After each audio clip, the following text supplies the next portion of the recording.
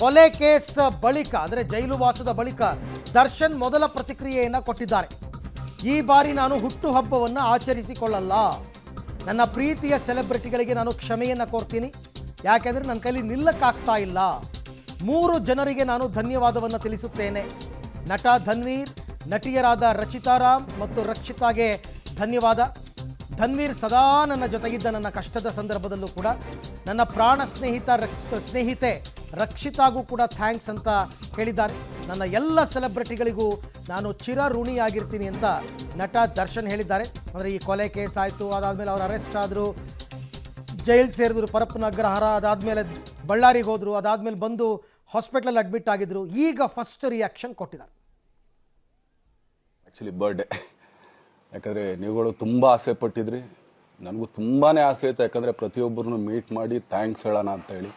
But ಈ ಸಲ ಒಂದೇ ಒಂದು ಪ್ರಾಬ್ಲಮ್ ಏನಂತಂದರೆ, ಏನೋ ದೊಡ್ಡ ಪ್ರಾಬ್ಲಮ್ ಅಂತ ನಾನು ಹೇಳ್ತಲ್ಲ, ನನ್ನ ಹೆಲ್ತ್ ಇಶ್ಯೂ ಅಷ್ಟೇ, ಇನ್ನೇನೂ ಇಲ್ಲ.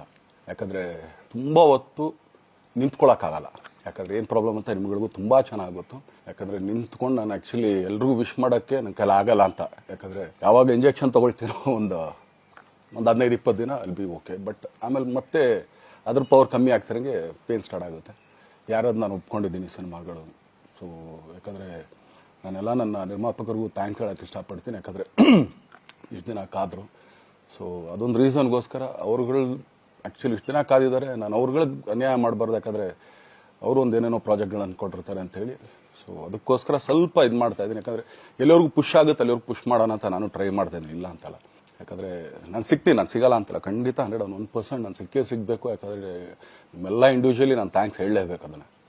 ಆದರೆ ಈಗಲ್ಲ, ಇನ್ನೊಂದು ಸ್ವಲ್ಪ ದಿನ ಆಗಲಿ. ಯಾಕಂದರೆ ನಂದು ಸ್ವಲ್ಪ ಯಾಕಂದರೆ ಈಗಲೇ ಕಾಲೆಲ್ಲ ಸ್ವಲ್ಪ ನಂಬಾಗ್ತಾ ಇದೆ. ಯಾವ ಹೂವಾಪೋಗಳಿಗೂ ನನ್ನ ಸೆಲೆಬ್ರಿಟಿಗಳು ಕಿವಿಗೆ ಹಾಕೋಬಿಟ್ರು. ಈಗ ಮೊನ್ನೆದು ಒಂದು ಇದಿತ್ತು, ಏನೋ ಯಾರೋ ನಿರ್ಮಾಪಕರು ಕೊಟ್ಬಿಟ್ರು, ಹಂಗೆ ಹಿಂಗೆ ಅದು ಇದು ಎಲ್ಲ. ಹೌದು, 101%. ಯಾಕಂದರೆ ಸೂರಪ್ಪ ಅವ್ರಿಗೆ ಆ್ಯಕ್ಚುಲಿ ವಾಪಸ್ ಕೊಟ್ಟಿದ್ದು ಏನಕ್ಕೆ ಅಂತಂದರೆ, ಈ ಟೈಮಲ್ಲಿ ಮತ್ತೆ ಅವ್ರ ದುಡ್ಡನ್ನ ಇಟ್ಕೊಂಡಿದ್ರೆ ಪಾಪ ಅವ್ರಿಗೆ ಇನ್ನೂ ಕಮಿಟ್ಮೆಂಟ್ ಜಾಸ್ತಿ ಆಗುತ್ತೆ. ಸೊ ಅದಕ್ಕೋಸ್ಕರ ಸರ್ ನಿಮ್ಮ ಕಮಿಟ್ಮೆಂಟ್ ತೀರಿಸ್ಕೊಳ್ಳಿ. ಸೊ ಮುಂದಕ್ಕೆ ಒಂದು ಒಳ್ಳೆ ಸಬ್ಜೆಕ್ಟ್ ಸಿಗ್ದಾಗ ಖಂಡಿತ ಮಾಡೋಣ ಅಂತ ಅಷ್ಟೇ. ಆಮೇಲೆ ನಾನು ಪ್ರೇಮ್ ಖಂಡಿತ ಸಿನಿಮಾ ಮಾಡೇ ಮಾಡ್ತೀವಿ. ಯಾಕಂದರೆ ಅದು ನಮ್ಮ ಗುರುಗಳು, ಹಾಗೇನೆ ನನ್ನ ಪ್ರೀತಿಯ ಸ್ನೇಹಿತೆ, ಅದು ರಕ್ಷಿತನ ಆಸೆ ಅದು.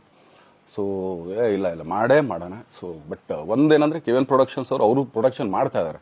ಸೊ ಪ್ರೊಡಕ್ಷನ್ ನಡೀತಾ ಇರ್ಬೇಕಾದ್ರೆ ಪುನಃ ಇನ್ನೊಂದು ಪ್ರೊಡಕ್ಷನ್ ಅಂದಾಗ, ಯಾಕಂದರೆ ನನ್ನ ಒಂದು ಅನಿಸಿಕೆ ಅಂತಂದರೆ, ಯಾವ ನಿರ್ಮಾಪಕ ಆ್ಯಕ್ಚುಲಿ ಈಗ ಯಾವುದು ಪ್ರೊಡಕ್ಷನ್ ಇಲ್ಲದೇ ಸುಮ್ಮನೆ ಇದ್ದಾರೆ ಅಂಥವ್ರ ಜೊತೆ ಕೆಲಸ ಮಾಡೋದು. ಯಾಕಂದರೆ ಸೊ ಆದ್ದರಿಂದ ಅಷ್ಟೇ, ಇನ್ನು ಅದು ಬಿಟ್ಟು ಇನ್ನೇನು ಆ ಥರದ್ದೇನಿಲ್ಲ. ಏನೋ ದರ್ಶನ್ ಆ್ಯಕ್ಚುಲಿ ಬೇರೆ ಲ್ಯಾಂಗ್ವೇಜ್ಗೆ ಇಲ್ಲೇ ಇಷ್ಟೊಂದು ಪ್ರೀತಿ ಅಭಿಮಾನ ತೋರಿಸಿದ್ದೀರಾ, ಎಲ್ಲ ಮಾಡಿದ್ದೀರಾ, ಸುಮ್ಮನೆ ಎಲ್ಲಿಗೆ ಅಂತ ಹೋಗಲಿ, ಸಾಯೋವರ್ಗೆ ಇಲ್ಲೇನೆ, ಇಲ್ಲಿ ಬಿಟ್ಟು ಇನ್ನೆಲ್ಲೂ ನಾನು ಹೋಗೋಕ್ಕಾಗೋದು ಇಲ್ಲ. ಯಾಕಂದರೆ ಒಂದು ಈಸಿ ಆಗಿದ್ದನ್ನು ಹೇಳ್ತೀನಿ, ಕಾವೇರಿ ಎಲ್ಲಿ ಹುಡ್ತಾಳೆ ಅಂತ ನಿಮಗೂ ತುಂಬ ಚೆನ್ನಾಗಿ ಗೊತ್ತು. ಆ ಕೊಡಗಲ್ಲೇ ನಾನು ಹುಟ್ಟಿರೋದು. ಅವಳು ಅಲ್ಲಿ ಹುಡ್ತಾಳೆ ಕಾವೇರಿ, ಎಲ್ಲ ಕಡೆ ಹರ್ಕೊಂಬರ್ತಾಳೆ ಅವಳು. ನನ್ನ ಸೀಮಿತ ಇರೋದು ಬರೀ ಮೇಕೆದಾಟ್ ಅಷ್ಟೇ. ಅದರಿಂದ ಮುಂದಕ್ಕೆ ಅದು ಹೆಂಗ್ಯಾರು ಹರ್ಕೊಡೋದ್ರು ಅದಕ್ಕೂ ನಮ್ಗೆ ಸಂಬಂಧ ಇಲ್ಲ ನನಗೆ. ಸೊ ಆ ಥರ ನಾನು ಯಾವಾಗ ಸಿನಿಮಾ ಮಾಡಿದ್ರು ಏನೇ ಮಾಡಿದ್ರು ಇಲ್ಲೇನೆ, ಅದು ಕನ್ನಡ ಸಿನಿಮಾನೇ. ನಾನು ಒಂದು 3 ಜನಕ್ಕೆ ತುಂಬಾ ಥ್ಯಾಂಕ್ಸ್ ಹೇಳಬೇಕು. ಎಸ್ಪೆಷಲಿ ನಮ್ಮ ಹೀರೋ ಧನ್ವೀರ್ ಅವ್ರಿಗೆ.